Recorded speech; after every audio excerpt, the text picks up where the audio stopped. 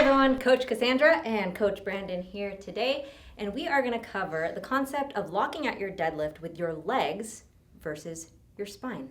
Brandon, show them what we tend to see when people lock out soft. So as you can see, Brandon, he's standing up, he's locked out. However, from the side, his low back ends up going further and going into some lumbar extension. And then his knees aren't fully locked out. One, if you're a competitive power lifter, you need to be able to clean this up because in competition, you have to lock out with your knees extended, fully extended and locked out.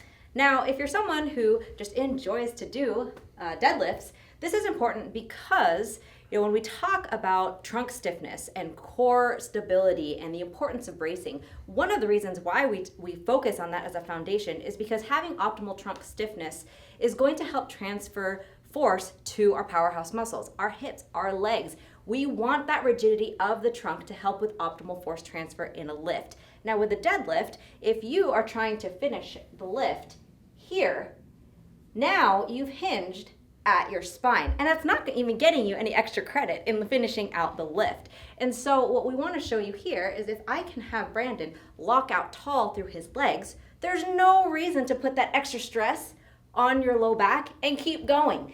Lock out tall with your legs through hip extension, knee extension, finish tall with the spine. Go ahead and show him.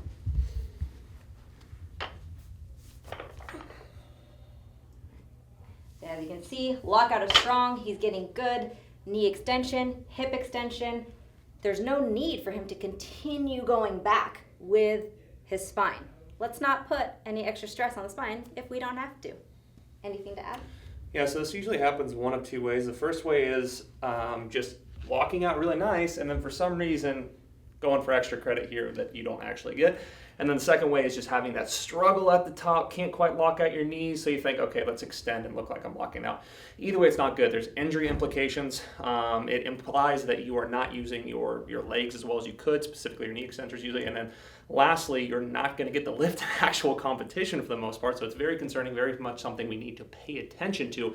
In terms of some ways to fix it, usually the first place we go to is starting position. Oftentimes this happens because of a starting position issue. Sometimes they're squatting into it way too much. For the most part, it's because they're not building sufficient tension. They're not pressing their feet to the floor as they set up. But another way of fixing this is focusing on some banded R&T drills to cue the knee extensors to work hard. So in this example here, I think we have a video of it already on KMS, but basically what would happen is Cassandra would be pulling a band that's wrapped around my knees forward, and this will cue my legs to work harder against the band and actually lock out at the top. So there's a few different ways we can fix it. Typically it's a setup issue, but we can use banded R&T drills to fix it as well.